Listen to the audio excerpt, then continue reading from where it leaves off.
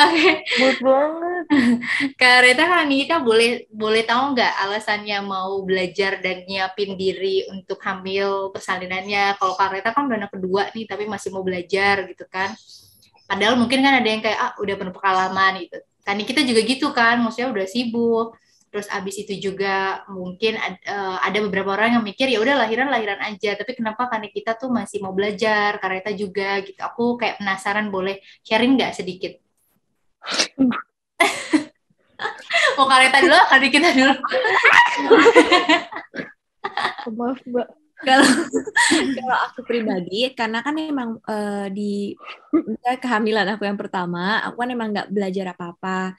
Misalnya beda, walaupun Niki sama-sama dulu aku mungkin di US kayak Niki, tapi Niki kan sekarang banyak banget ilmunya kan dibanding aku yang dulu. Dulu kan aku bener-bener kayak belajarnya belajar otodidak lah ibaratnya gitu. Dan eh, balik lagi ya, mungkin emang sebenarnya bisa-bisa aja, cuman setiap orang kan punya psikis atau mental yang beda-beda. Dan itu tuh ternyata memang ngaruh banget kayak buat baby blues, buat breastfeed, buat apa segala macem gitu. Dari sebelum lahiran sampai sesudah lahiran tuh stres banget dan itu tuh ngaruh ke semuanya jadi kayak lebih lambat lah gitu. Berasanya jadi kayak lebih lambat gitu. Nah, kalau pas Niki bilang ada belajar atau ini segala macem, aku sih ya mau banget karena pertama aku juga udah 5 tahun udah lupa-lupa ingat udah lupa-lupa ingat gitu dan jadi kebetulan banget biar apa sih ya biar biar lebih siap aja sih mentalnya karena setiap lahiran mau anak kedua ke 10 pun juga pasti mental beda-beda gitu nggak semuanya selalu mulus atau sama gitu sih. Perjalanannya beda-beda dan ini udah siapin lebih nyaman gitu ya Kareta. Kalau kan kita gimana? Kalau aku, menurut aku, em, kita aja mau dapat SIM tuh harus belajar dulu, harus ada tes dulu gitu.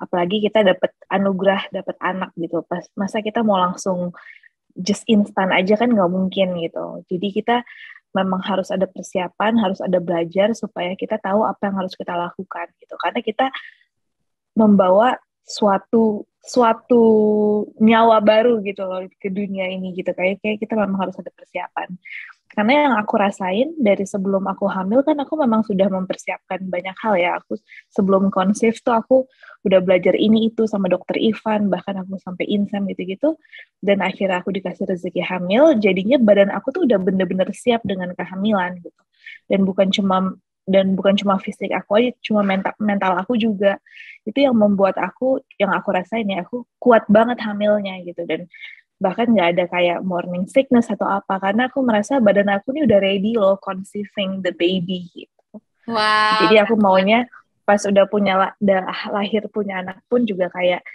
environment aku juga ready dan aku pun juga ready. Wah, keren banget. Setuju sih aku. Preparation dari sebelum hamil tuh bikin smooth pregnancy juga, setuju. Tapi kalau boleh tahu nih Kareta kan kita abis setelah belajar kayak hypnobirthing, breastfeeding, mungkin ada penata pilates, apa sih yang dirasain atau manfaat apa yang udah dirasain sama Kareta Kamani kita nih menghadapi hamil, persalinan bahkan nyusuinya gitu. Boleh sharing nggak yang dirasakan manfaatnya? Tapi kalau aku sih lebih ke nggak nggak takut ya, maksudnya kayak lebih ke excited kali ya mau lahiran terus kayak udah nggak sabar buat ngejalanin prakteknya semuanya gitu Walaupun kayak udah tahu rasanya kemarin ya Kak udah Reta. tahu gitu.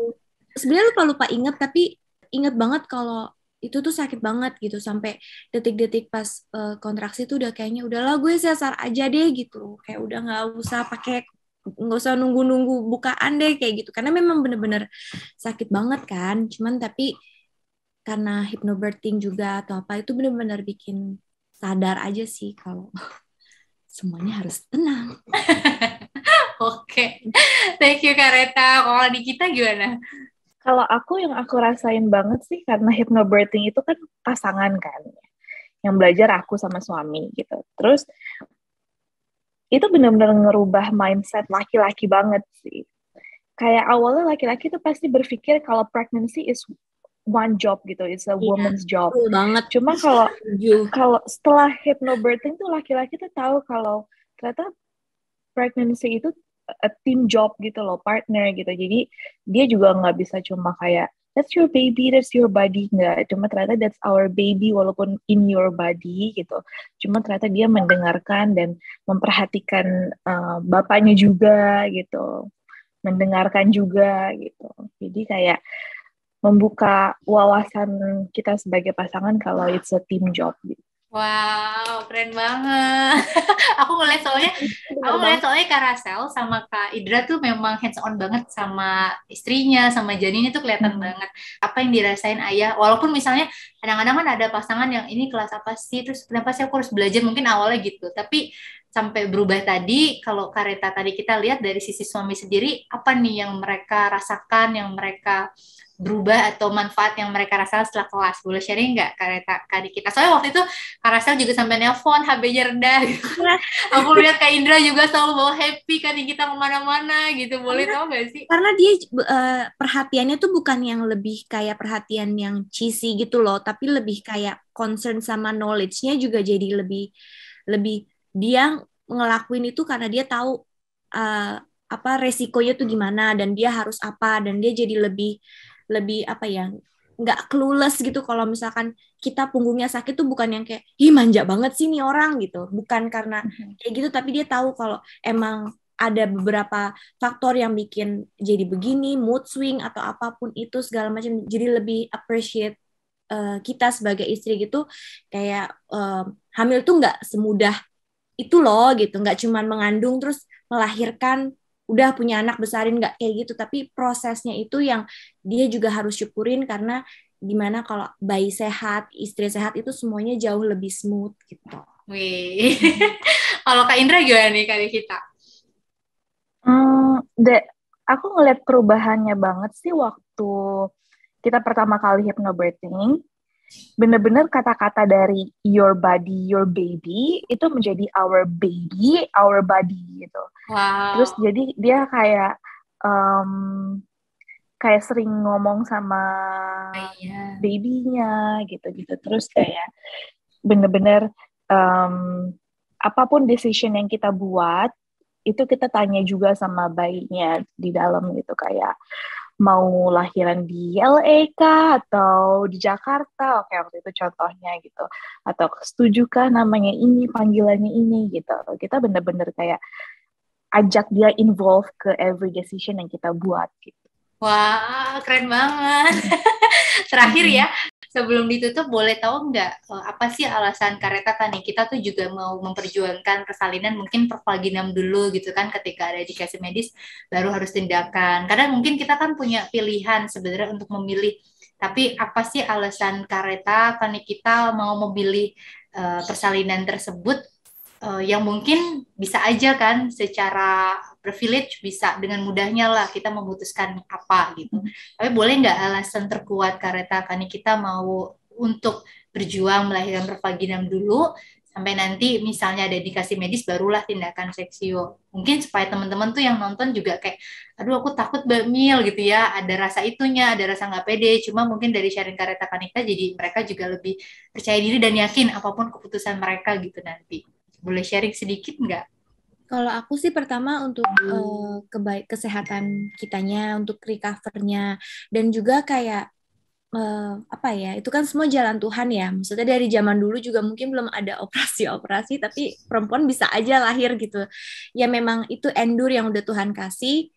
Kalau emang kita bisa maksimalin ya coba diusahakan terlebih dahulu lah, karena itu memang Tuhan udah menciptakan itu, ya cobalah gitu. Maksudnya jangan terlalu berpikir kalau udah yang penting gampang keluar sehat semuanya gitu. Karena ya apa ya? Karena memang tujuannya perempuan melahirkan kan emang justru nikmatnya ya. Maksudnya tanda kutip maksudnya nikmatnya ya itu gitu. Misalnya kayak merasakan ini sakit atau nanti pas lahiran prosesnya gimana gitu. Itu jauh lebih, mungkin buat suaminya yang nemenin juga jadi lebih ngerti dan lebih apresiasi kita sebagai istri gitu kan. Dan nantinya juga mungkin kalau anaknya besar atau gimana, ada cerita yang bisa disampaikan kalau perjuangan ibunya tuh, maksudnya semua ya, operasi pun juga semua itu perjuangan. Aku nggak bilang operasi enak gitu, enggak. Cuman tapi lebih kayak anugerah yang udah Tuhan kasih sih gitu aja. Jadi jangan terlalu disia-siakan kalau emang bisa, maksudnya tubuh kita pasti bisa kok, cuma antara mau coba apa enggaknya gitu. Oke, thank you Kak Rita. Bagus banget. Kalau Kak Nikita boleh juga nggak sharing? Kalau aku jujur aja, aku pengen bener-bener ngerasain apa yang mamaku rasain dulu. Aku malah request sama dokter aku mau tuh setradisional mungkin. Kalau bisa kayak jangan ada induksi lah, atau kalau misalkan aku bilang sama dia kalau misalkan aku masih kuat tanpa epidural, kalau bisa nggak usah epidural gitu-gitu. Terus aku bahkan kayak postnatalnya juga aku minta tante sama mama aku bener-bener bawain yang bener-bener kayak zaman dulu yang dibengkung pakai rempah-rempah, pakai pilis dan lain-lain. Karena aku pengen ngerasain apa yang mama aku jalanin dulu gitu. Jadi kayak aku pengen cobain aja bener-bener setradisional mungkin tuh seperti apa gitu. Wah, pengalaman. Dan ternyata iya, dan ternyata aku baru belajar dari Camilla, ternyata kalau persvaginan banyak lagi manfaatnya kan gitu. Aku baru tahu gitu, tapi sebelumnya alasan utama aku tuh pengen ya udah aku pengen experience the traditional way aja.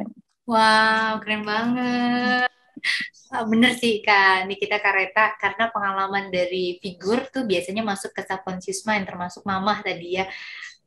Dan manfaatnya memang kalau kita lihat bisa untuk kesehatan fisik, mental, spiritual. Penelitiannya juga ada banyak gitu. Tapi bukan berarti ketika nanti seksio pun kita gagal karena tetap bisa disiapin. Cuma thank you banget sharingnya Kareta Kak Nikita.